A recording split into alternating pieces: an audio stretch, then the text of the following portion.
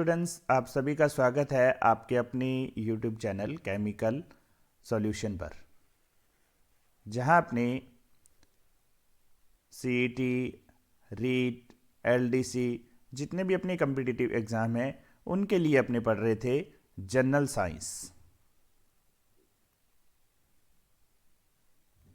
Science के बारे में पढ़ रहे थे। और जनरल साइंस के अंदर पीछे हमने जो टॉपिक पढ़ा था उसमें हमने पढ़ा था last topic acids and base.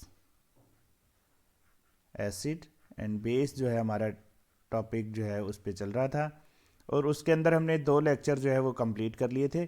आज अपने उसी टॉपिक को आगे बढ़ाएंगे और आज अपने पढ़ेंगे लेक्चर 3। तो बढ़ते हैं टॉपिक की ओर। आज का हमारा टॉपिक जो है मुख्य रहने वाला है वह रहेगा आपका classification of acids and uses of acids. ये जो अपने टॉपिक पढ़ने जा रहे हैं वो आपका जो टॉपिक है वो केवल एनसीईआरटी से संबंधित है। राजस्थान बोर्ड में जो एनसीईआरटी लग रही है उन्हीं में से मैंने जो है नोट्स प्रिपेयर किए हैं और उसी टॉपिक को आज अपने पढ़ेंगे। तो टॉपिक में आगे बढ़ने से पहले यदि आप सब्सक्राइब नहीं किया है तो please like, share and subscribe my YouTube channel.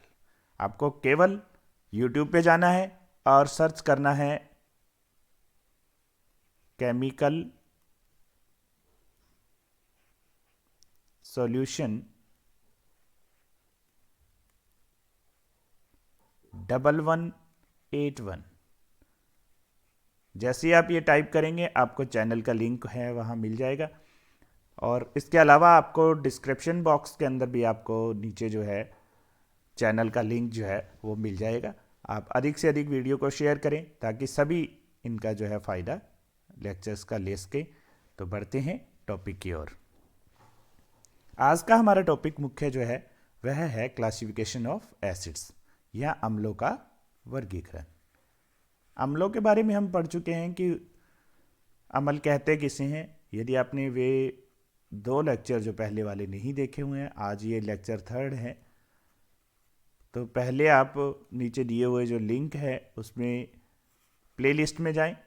Playlist के अंदर एसिड एंड बेस का जो प्लेलिस्ट है उसके अंदर आप जाएं और वहाँ से आप पहले वाले दोनों जो लेक्चर हैं वो देख सकते हैं। तो अपने 4 बेसिस पे अपने क्लासिफिकेशन इसका आज करने वाले हैं। Classification of acids on the basis of chemical reaction, जो रासायनिक अभिक्रियाएं हैं उनके आधार पर। पहला जो हमारा विभेदन है वह है या क्लासिफिकेशन है रासायनिक जो अभिक्रियाएं हैं उनके आधार पे।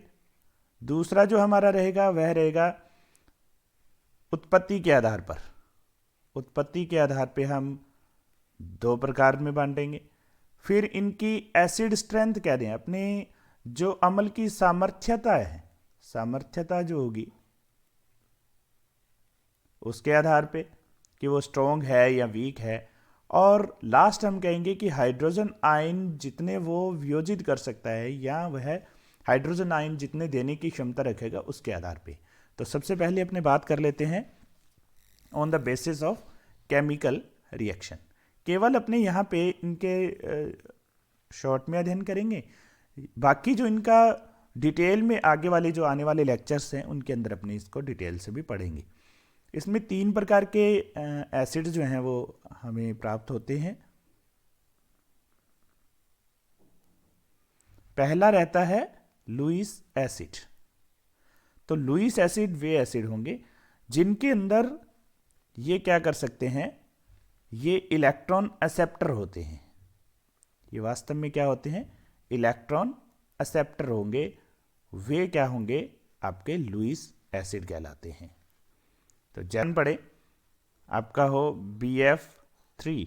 तो BF3 में जो बोरॉन है ये नाइट्रोजन से, या हमने कहें अमोनिया जो है N3S3N जो है वहाँ से एक लोन पेयर, या आपने कहें कि इलेक्ट्रॉन को एक्सेप्ट करने की जो टेंडेंसी रखता है, इसलिए ये क्या होगा, आपका लुईस एसिड कहलाता है। सेकंड इसका रहता है ब्रोंस्टेड लोरी अवधारणा कहें या ब्रोस्टन लोरी एसिड के नाम से भी अपने इसको जानते हैं। तो ये रहेगा आपका कि जिसके अंदर हाइड्रोजन आयन डोनेट की पावर हो, कैन डोनेट या हाइड्रोजन आयन देने की क्षमता रखता हो, वे क्या कहलाएंगे आपके ब्रोस्टेड लोरी एसिड्स के नाम के से इनको जाना जाता है। जैसे अपने एक जनरल अभिक्रिया पढ़ना चाहें, HA कोई अम्ल है, वह यदि किसी भी बी को अपना हाइड्रोजन जो है वो यहाँ देने की क्षमता रखता हो, अर्थात हाइड्रोजन आयन देने की जो क्षमता होगी, तो क्या बन जाएगा आपके पास A नेगेटिव व BH पॉजिटिव बन जाएगा। ये जो बनेगा यहाँ, ये आपका क्या कहलाएगा भी ब्रोस्टन लोरी एसिड कहलाएगा। ब्रोस्टन लोरी एसिड के नाम से अपने इसको जानते हैं। सामान्य अपने और उदाहरण पढ़ना चाहें इसका, तो उदाहरण हो सकता है आपका CH3COOH, अर्थात एस्टिक एसिड जो है वो भी ब्रोस्टन लोरी का ही उदाहरण रहने वाला है। तीसरा रहता है आपका आर्हीनियस का एसिड। आर्हीनियस जो अवधारणा है उसके अनुसार, तो उसके अनुसार यदि अपने पढ़ना चाहें तो वह अपना क्या रहने वाला है, जिसके अंदर जो अपने कहें जलीय विलयन में यदि कोई भी यौगिक है जलीय विलयन में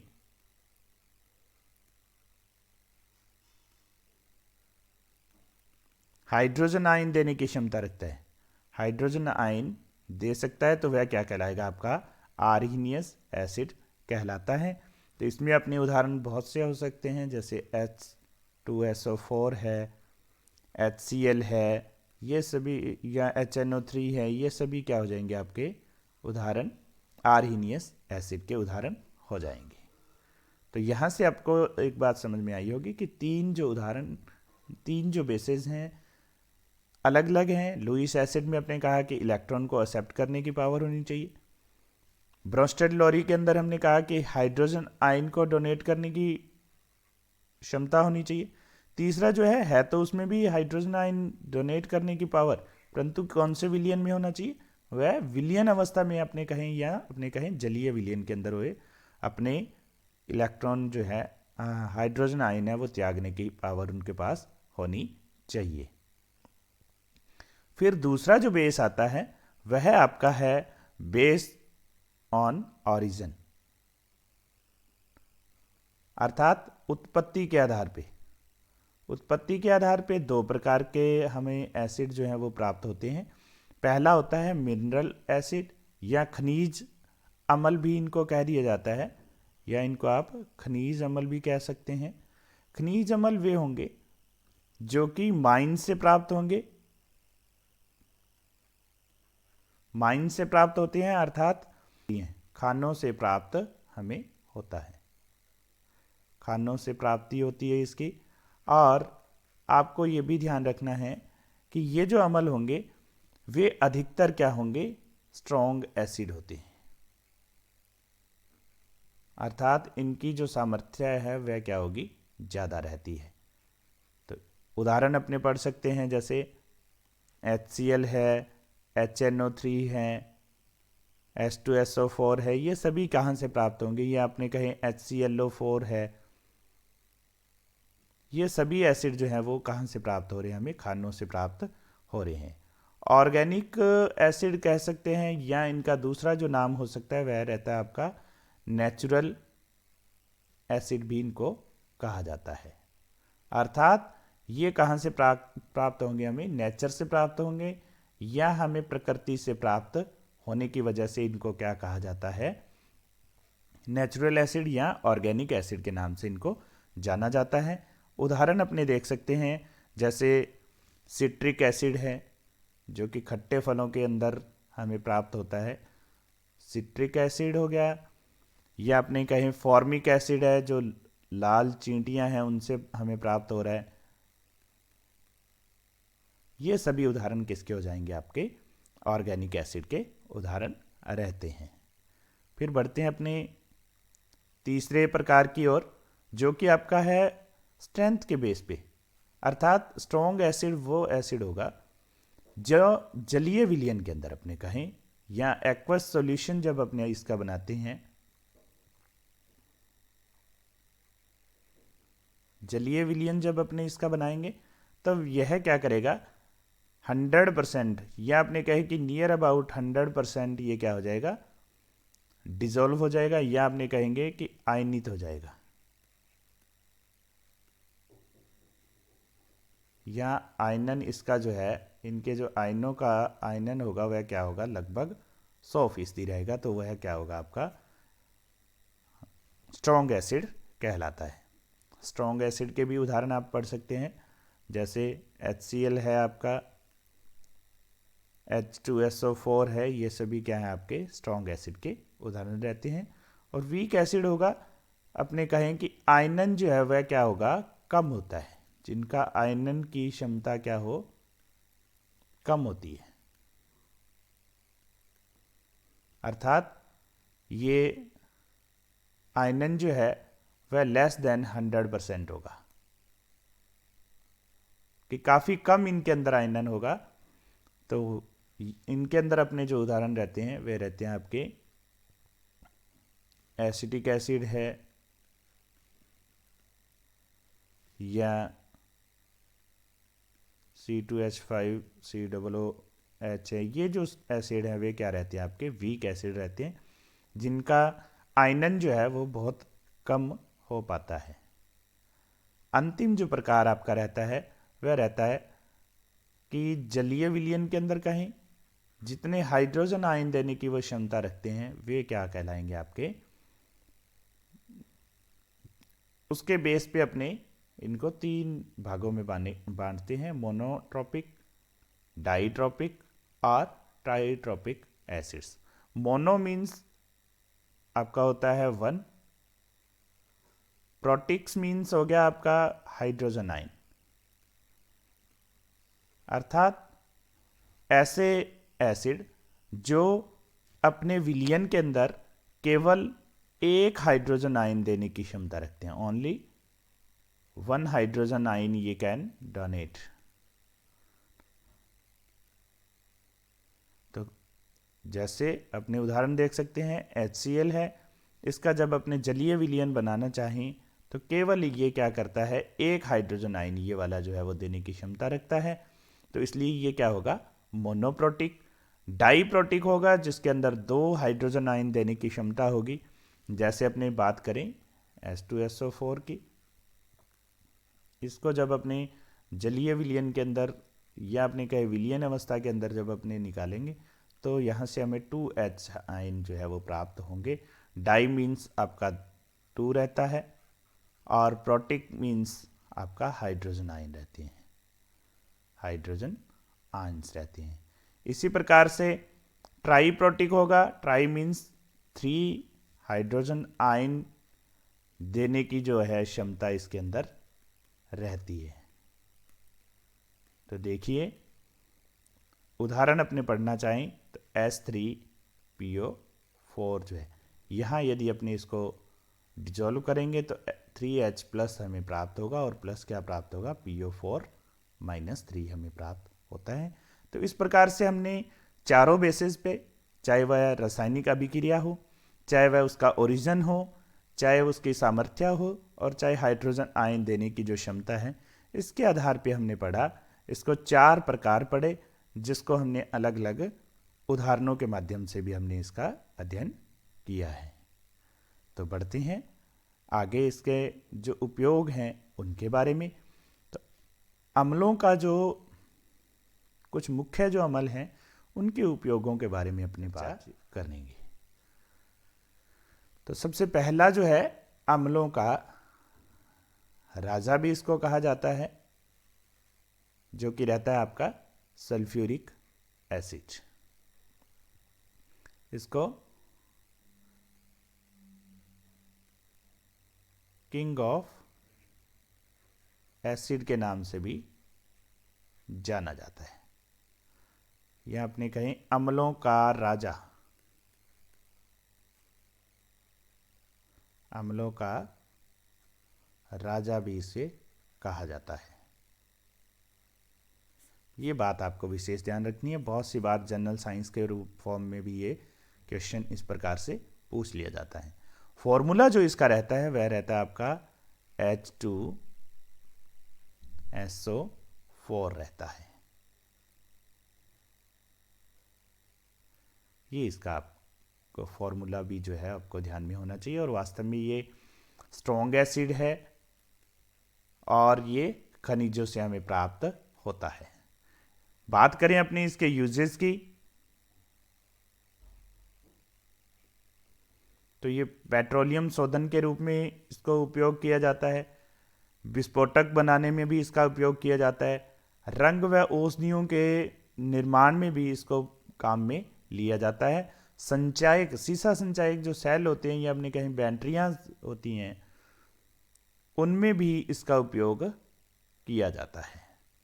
जहां अपने एक तरफ लेड लेते हैं और लेड ऑक्साइड और लेड सल्फेट एक तरफ लिया जाता है, वहां अपने दोनों इलेक्ट्रोड के बीच में जो विलियन है सीसा संचायक सेल के अंदर, वहाँ जो सॉल्यूशन जो भरा रहता है वो सॉल्यूशन किसका भरा रहता है? आपका H2SO4 का सॉल्यूशन जो है वो भरा रहता है। तो इस प्रकार से यहाँ बैटरीज के अंदर भी इसको काम में लिया जाता है। तो बढ़ते हैं दूसरे अमल की ओर। दूसरा हमारा अमल है नाइट्रिक अमल।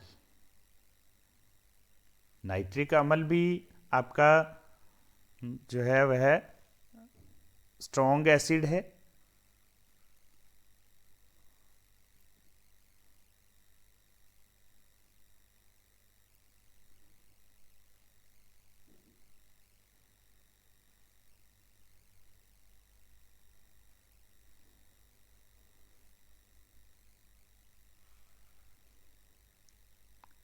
नाइट्रिक अमल जो है वह भी आपका स्ट्रॉन्ग एसिड है,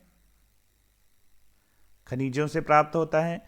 इसका फॉर्मूला जो रहता है वह आपका रहता है HNO3। ये आपका फॉर्मूला रहता है।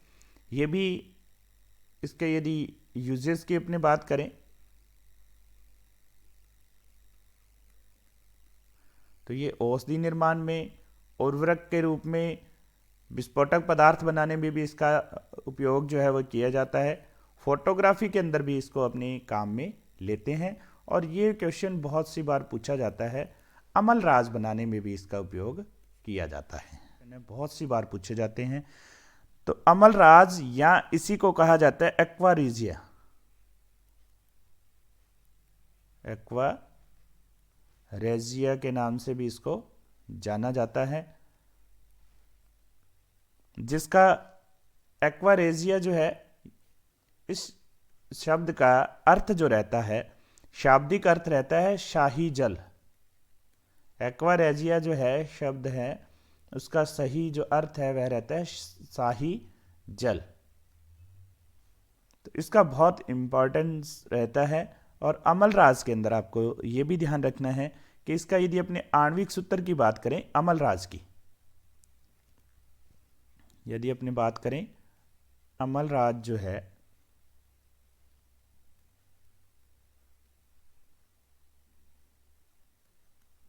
इसकी यदि अलग से अपने बात करना चाहें तो आपको ये ध्यान रखना है कि 1 भाग HNO3 व 3 भाग यदि HCl मिला दिया जाए तो इसका जो मिश्रण है या मिक्सचर जो है वही क्या कहलाता है? आपका अमल राज कहलाता है। और इसका जो है दूसरा नाम अपने कहते हैं वह रहता है आपका एक्वा रेजिया, जिसका शाब्दिक अर्थ रहता है शाही जल।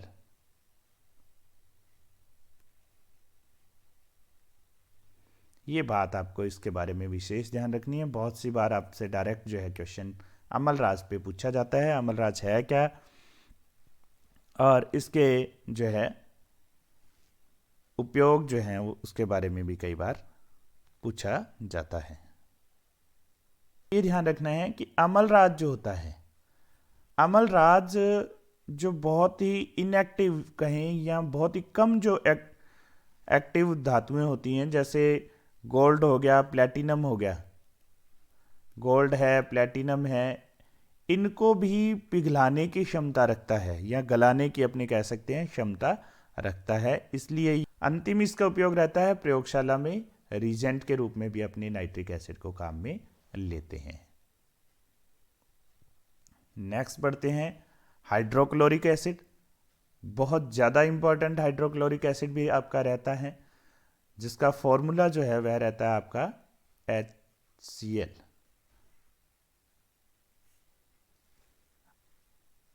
ये भी लैब्स के अंदर जो है आपका अभिकर्मक के रूप में काम में लिया जाता है। रंग व औषधि निर्माण में अंतिम जो इसका मुख्य उपयोग रहता है वह आपका अम्लराज के रूप में रहता है।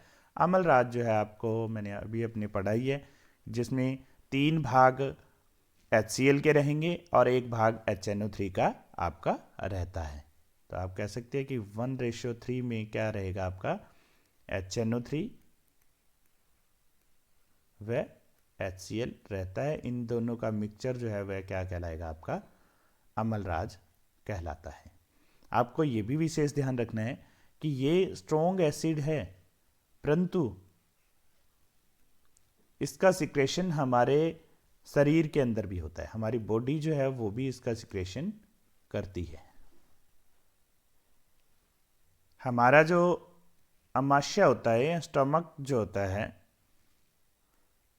वहाँ हमारी जो बॉडी है वो HCl को सिक्रेट करती है, जो कि हमारे भोजन के पाचन में ये क्या होता है, सहायक सिद्ध होता है। ये स्ट्रॉन्ग एसिड होते हुए भी हमारी बॉडी जो है इसका सिक्रेशन करती है स्टमक के अंदर, और वहाँ ये जो है हमारे लिए क्या करता है, भोजन को पचाने में हमारी सहायता करता है।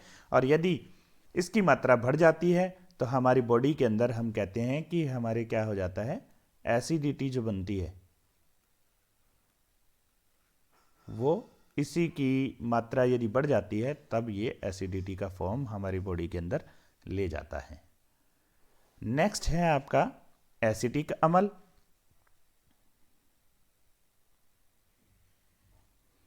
एसिटिक अम्ल का जो है फॉर्मूला आपका रहता है वह रहता है आपका CH3COOH। ये आपका फॉर्मूला रहता है, या इसी को अपने इस फॉर्म में भी लिखा हुआ मिल सकता है, CH3C डबल बॉन्ड O और OH के रूप में लिखा हुआ हमें प्राप्त हो सकता है। इसके यदि अपने उपयोग या यूजेस की बात करें तो पहला रहता है ये विलायक के रूप में काम में लिया जाता है। दूसरा रहता है सिरका विलयन बनाने के लिए भी इसका उपयोग जो है के रूप में भी अपने इसका उपयोग में लेते हैं। सिरका जब भी बनाया जाता है, या सिरका विलयन कह दें, या विनेगर सॉल्यूशन के नाम से भी इसको जाना जाता है, तो वहाँ आपको ये ध्यान रखना है कि 5 to 8% एसिटिक अम्ल का जो एक्वस सॉल्यूशन कह दें या जलीय विलयन कह दें, उसी को अपने क्या कहते हैं, सिरका विलयन के नाम से जाना जाता है। बहुत सी बार ये पूछा जाता है कि सिरका विलयन क्या है, तो आपको आंसर में टिक क्या करना होगा, 5 to 8% solution of acidic acid is known as vinegar solution. इसी प्रकार से एसीटोन निर्माण में भी इसका जो उपयोग है वो किया जाता है। एसीटोन का जो आपका फॉर्मूला रहता है वह रहता है आपका CH3COCH3। ये एसीटोन का जो निर्माण है करने में भी एसिटिक अम्ल का उपयोग किया जाता है। खट्टे पदार्थ यदि अपने को बनाने हैं तब भी अपने इसका उपयोग करते हैं एसिटिक अम्ल का। तो बढ़ते हैं नेक्स्ट अम्ल की ओर। नेक्स्ट आपका जो अम्ल रहता है वह है आपका फॉर्मिक एसिड।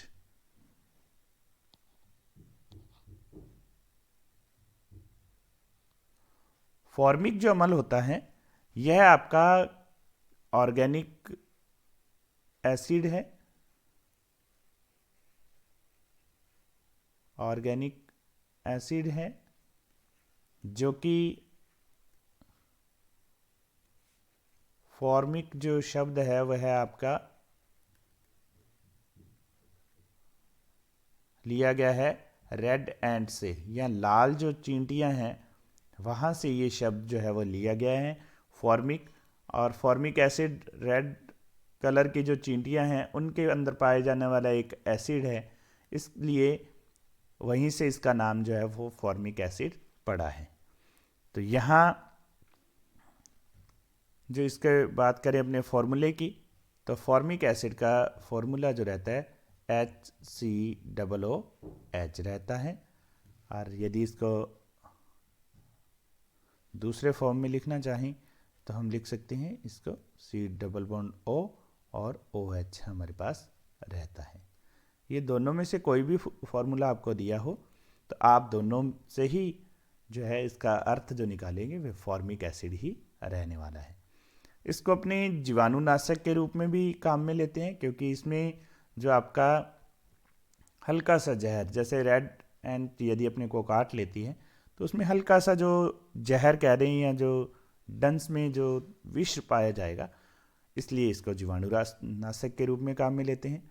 रबड़ के स्कंदन के अंदर अपने काम लेते हैं, प्राकृतिक जो रबड़ होती है उसके स्कंदन में। फलों को यदि अपने संरक्षित रखना है तो इसको गैस फॉर्म में फॉर्मिक एसिड को उन पर छिड़काव किया जाता है, जिससे जो फूड का स्टोरेज है या अपने के फ्रूट्स का जो स्टोरेज है उसको अपने कर सकते हैं। चमड़ा उद्योग जो है टैनिंग के अंदर भी अपनी इसको फॉर्मिक एसिड से चमड़े का जो शोधन है या प्योरिफिकेशन ऑफ लेदर के रूप में भी इसका यूज जो है वो किया जाता है। तो बढ़ते हैं नेक्स्ट अमल की ओर, जो कि आपका है ऑक्सैलिक एसिड या ऑक्सैलिक अमल के नाम से अपने इसको जान सकते हैं।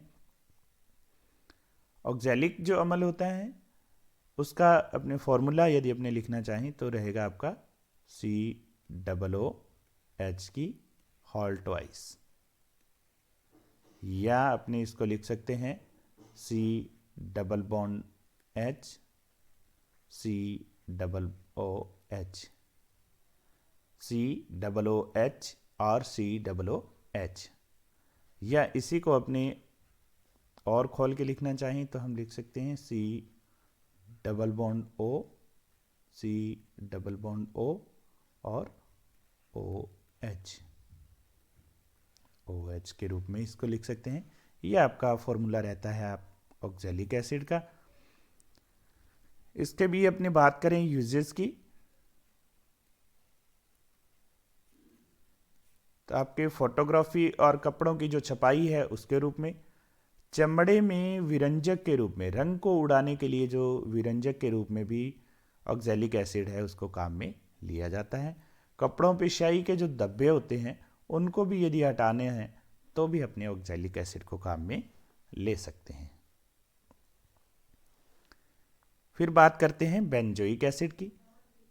बेंजोइक एसिड जो है आपका, बात करें फॉर्मूले की, तो आपका फॉर्मूला रहने वाला है बेंजीन रहेगा, और बेंजीन पे आपके COOH या एसिड जो है वह लगा रहेगा।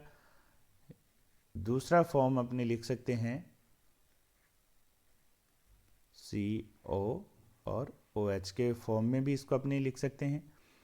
बात करें यूजेस की, तो यूजेस के रूप में इसमें मेडिसिन के अंदर भी बेंजोइक जो एसिड है उसको काम में लिया जाता है, और इसके अलावा खाद्य जो पदार्थ है उनके संरक्षण के अंदर भी इसको काम में लिया जाता है। बढ़ते हैं नेक्स्ट जो अपना एसिड है उसकी ओर, जो कि आपका रहने सिट्रिक जो एसिड होता है अधिकतर जो अपने पाया जाता है वह पाया जाता है आपका खट्टे फलों के अंदर। खट्टे फलों के अंदर पाया जाता है। बहुत सी बार पूछ लिया जाता है कि खट्टे जो फल हैं उनमें पाए जाने वाला जो अम्ल है उसका नाम बताएं, तो आप लिखेंगे उसमें साइट्रिक अम्ल या सिट्रिक जो एसिड है वह इसमें उपस्थित रहता है। और जैसे इसमें अपने बात करना चाहें, नींबू हो गया या अपने कहें संतरे हो गए,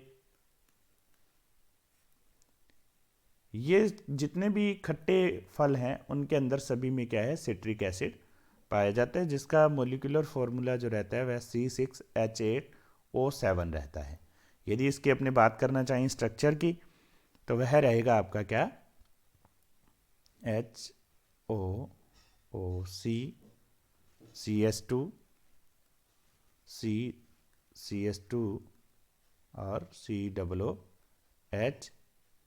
एक तरफ रहेगा OH और दूसरी तरफ रहेगा आपका COOH रहता है। ये आपका रहता है सिट्रिक एसिड का अपने स्ट्रक्चरल फॉर्मूले की यदि अपने बात करें वह रहेगा। और इसमें भी यदि अपने केवल कोई एग्ज़ाम केमिस्ट्री बेस पे दे रहे हैं तो वहाँ पे यदि थोड़ा सा अपने इसको और आगे पढ़ना चाहें तो आपको ये भी ध्यान रखना चाहिए कि यहाँ इसका जो IUPAC नेम है बहुत सी बार पूछ लिया जाता है। केवल यदि आप एग्ज़ाम दे रहे हो केमिस्ट्री बेस पे या आप सेकंड ग्रेड वगैरह में एग्ज़ाम दे रहे हैं, यदि आप सेकंड ग्रेड का एग्ज़ाम दे रहे हैं तो वहाँ पे भी इसका IUPAC नेम जो है वह पूछा जा सकता है, बहुत इंपॉर्टेंट रहने वाला है, तो उस पर भी अपने चर्चा कर लेते हैं। तो यहाँ आपको ध्यान रखना है, ये इसकी मुख्य जो श्रृंखला है, मेन जो चैन है वह यह रहने वाली है। नंबरिंग आप कहीं से भी कर सकते हैं, 1, 2 और 3 रहने वाली है। तो आप इसका जो नाम IUPAC नेम है वो लिखना चाहें तो क्या रहने वाला है आपका, 2-हाइड्रोक्सी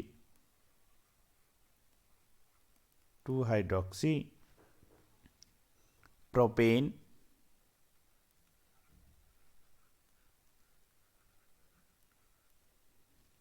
one two three tri carboxylic acid. जब एक से अधिक प्रकार के एक जैसे फंक्शनल ग्रुप एक साथ आ जाते हैं तो उनको अपने प्रतिस्थापी के रूप में लिखते हैं। तो इसलिए यहाँ पे अपने 1, 2, 3 तीनों जो है कार्बोक्सिलिक एसिड थे, उनको 1, 2, 3 ट्राई कार्बोक्सिलिक एसिड के रूप में अपने लिखा है। तो सिट्रिक एसिड जो है उनको अपने काम में लेते हैं धातुओं की सफाई के लिए, खाद्य पदार्थों व दवा के निर्माण में अपने काम में लेते हैं, और इसके अलावा कपड़ों का जो उद्योग है उनके अंदर भी इसको काम में लिया जाता है। तो उम्मीद करता हूं कि आज हमने जो classification and uses of acids पढ़े हैं वो आपको अच्छे से समझ में आया होगा। और यदि फिर भी आपको कोई सी टॉपिक में या जो मैंने टॉपिक पढ़ाया है उसमें कुछ बात समझ में नहीं आई हो तो आप मुझे नीचे कमेंट बॉक्स में ज़रूर लिखें, ताकि मैं आपकी क्वेरीज हैं उनको मैं सॉल्व कर सकूं। तो thanks for watching my video. इस वीडियो को अधिक से अधिक लाइक करें, शेयर करें और चैनल को ज़रूर सब्सक्राइब करें, ताकि आप इन वीडियोस का अधिक से अधिक लाभ जो है वह उठा सकें। आज के लिए इतना ही, धन्यवाद।